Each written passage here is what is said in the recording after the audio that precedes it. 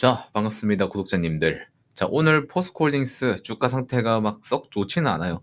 마이너스 1.44%, 지금 마이너스 1.59% 정도 하락을 하고 있는데, 뭐 다른 종목들만 봐도 좀 비슷한 하락을 보여주고 있습니다. LG엔솔 외에는 다 마이너스를 좀 보여주고 있는 상태고요. 자, 일단 포스코홀딩스에 대해서 제가 며칠 전에 이제 나온 뉴스인데 여러분들께 소개를 못 해드린 것 같아서 오늘 좀 말씀을 드려보자 합니다. 자, 일단 같이 보시면은 드디어 아르헨티나 1단계 수산 리튬 공장 준공 완료를 했습니다. 박수 한번 치고 가겠습니다.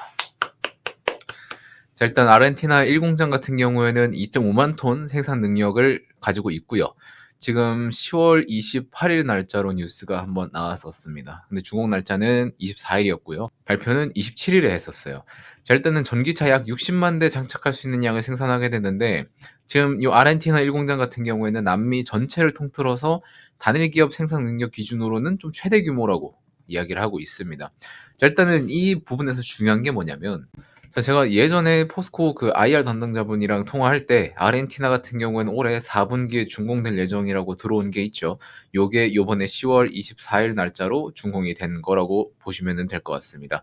자, 그래도 바로 이제 매출로 반영되지는 않아요. 왜냐면 이제 램프업 기간이라고 해서 준공이 완료된 뒤부터 한 1년에서 1년 6개월 정도 이제 점진적으로 가동하는 시간이 있다 보니까 바로바로 이제 매출에 2만 5천 톤이 매출로 찍히지는 않습니다. 이런 부분들은 투자자 여러분들께서 한번 알고 가셔야 되는 부분이고, 일단 이제 준공이 끝났으니까 점진적으로 매출이 조금씩 들어올 거는 맞고요. 그리고 아르헨티나 2단계도 이제 내년에 25년도 때 준비를 하고 있는데 2단계는 한 5만 톤 수준으로 준공을 진행할 예정이죠. 자, 그래서 이러한 수산화 리튬 공장이 만들어지면 우리는 어떤 게 좋냐? 결국에는 2차전지 소재 핵심인 양극재 주 원료로는 리튬이 들어가게 되는데 이 리튬 그리고 양극재, 리사이클 이렇게 세 가지의 생태계를 포스코에서는 수직 계열화를 했다는 부분이 포인트인 겁니다.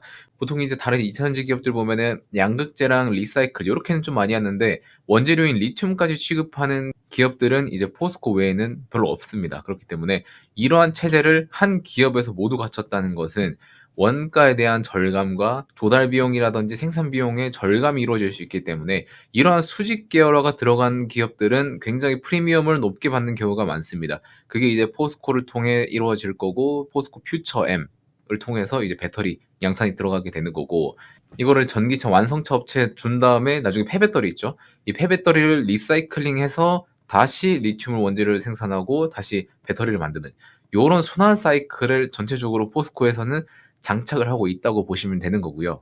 이러한 부분에서 다른 2차전지 업체들보다는 경쟁력이 더 뛰어나다는 거를 한번 알고 가시면 될 것 같습니다. 자, 그리고 글로벌적으로 수산화 리튬 캐파를 한번 보셔야 되는데 지금 아래 그래프를 좀 보시면은 이제 포스코홀딩스에서 가지고 있는 수산화 리튬 재련 캐파입니다. 지금 좀 흐려서 잘 보이실지 모르겠는데 23년도 기준으로는 4.3만 톤 경합령, 한국 광양에 있는 경합령 리튬 생산을 목표로 하고 있었지만 지금은 2.15만 톤을 생산을 하고 있죠. 나머지 절반은 24년도 때 추가로 준공할 예정이라고 했는데 지금 아직까지는 소식이 들리지 않고 있어요. 그래도 조만간 좀 소식이 또 들릴 것으로 보고 있습니다. 자, 그래서 일단은 2.15만 톤을 생산하고 있고 광역에서는 그리고 이번에 2.5만 톤을 아르헨티나 염수형으로 준공을 땡겼죠. 그래서 지금 총 포스코홀딩스에서 양산하고 있는 수산화 리튬 같은 경우에는 4.65만 톤이라고 보시면 될 것 같습니다. 자, 이 4.65만 톤이 어느 정도 크기냐면 지금 글로벌적으로 24년도 때 생산할 수 있는 리튬 수요는 33만 톤입니다. 자, 근데 이 중에서 4.65만 톤을 생산하고 있는 포스코는 점유율이 글로벌리하게 14% 정도라고 보시면 될 것 같아요. 자, 그리고 올해 기준으로 24년도 하반기에 또 추가로 2.15만 톤 경합령 리튬 공장이 준공되게 되면은 점유율은 조금 더 높아질 수 있겠죠. 자, 그리고 25년도 때는 추가로 아르헨티나 염호 리튬 5만 톤을 또 준공을 할 예정이기 때문에 글로벌 점유율은 포스코에서 계속해서 높여갈 것으로 보이고 있습니다. 이 5만 톤 같은 경우에는 한 6월쯤으로 내년 25년도 6월쯤으로 준공 완료할 것으로 좀 전망을 하고 있고 지금 CATL이나 앨범알 같은 경우에도 리튬 공급을 제한하고 있기 때문에 계속 이러한 투자 같은 경우에는 포스코에서 점유율을 계속 올릴 수 있는 그러한 핵심 포인트가 될 것 같다라고 보시면 될 것 같습니다. 자, 일단은 필바레 리튬 솔루션 2공장 올해 4분기 안에 빨리 준공이 됐으면 좋겠고요. 계속해서 캐파와 점유율을 늘려갔으면 좋겠다는 바람을 좀 말씀을 드리겠습니다. 자, 그리고 여러분들이 경화명이랑 염수형의 차이를 좀 모르실 수도 있는데 요 두 개 같은 경우에는 이 밑에 그림을 보시면 바로 이해가 됩니다.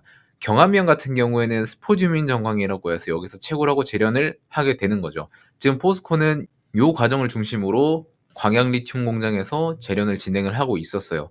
이렇게 할 경우에는 황산 리튬이랑 수산화 리튬 이렇게 두 개로 나눠질 수 있는데 여기서 이제 수산화 리튬으로 가는 방식이었죠. 근데 요번에 아르헨티나 염소형 리튬 같은 경우에는 탄산 리튬으로 한번 보낸 다음에 수산화 리튬으로 가거나 아니면 바로 LFP로 들어가게 되는데 탄산 리튬에서 수산화 리튬으로 변형하는 과정에서 손실률이 큽니다. 그러니까 수율이 좋지가 않다는 말이죠. 자, 근데 수율은 좋지 않지만 염수형 수산화 리튬 생산 비용의 효율성을 따져보면은 남미에 있는 아르헨티나 남미 염수형 직접 수출 같은 경우에는 스포듐린 정광, 경화명 스포듐린 재련보다 훨씬 생산 비용이 저렴하는 부분이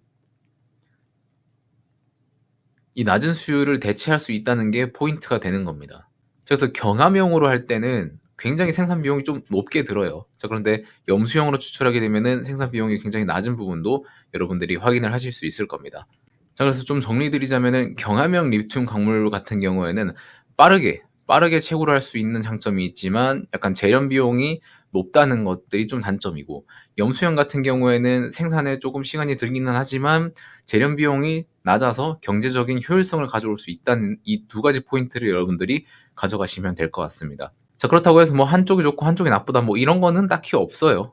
중요한 거는 경화명이든 염수형이든 리튬에 대한 캐파를 늘려나가고 있고 전 세계 글로벌리하게 점유율을 계속해서 높여가고 있다는 부분에서 경쟁력을 키우고 있다는 점을 여러분들이 포인트로 가져가시면 될 것 같습니다.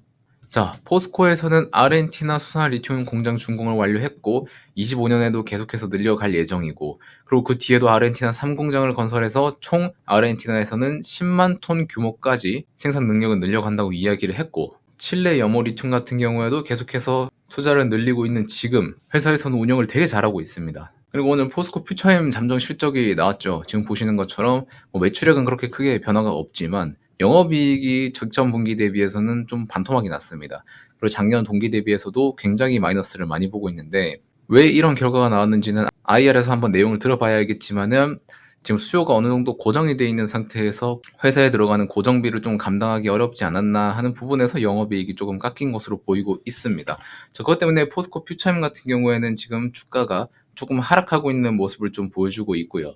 자, 중요한 거는 우리는 2024년까지는 이천지 기업들의 실적이 그렇게 좋지 않을 것은 다 알고 있었습니다. 자, 그래도 25년도로 넘어가면서 수요가 개선되고 테슬라 쪽으로도 수요가 계속해서 개선된다고 이야기하는 이 부분들에서 우리는 25년도 실적을 기대하면서 투자를 지속할 수 있는 힘이 있다는 것을 말씀드리면서 이번 영상을 좀 마무리 드리도록 하겠습니다.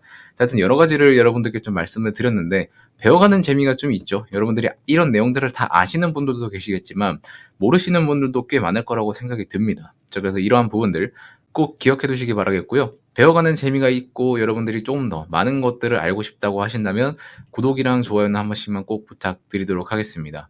자, 이렇게 정성스럽게 여러분들한테 자료를 이렇게 만들어서 브리핑 드리는 노력을 좀 보시더라도 구독이랑 좋아요는 꼭 한 번씩만 부탁드리면서 이번 영상 마무리하도록 하겠습니다. 주주님들 화이팅입니다. 감사합니다.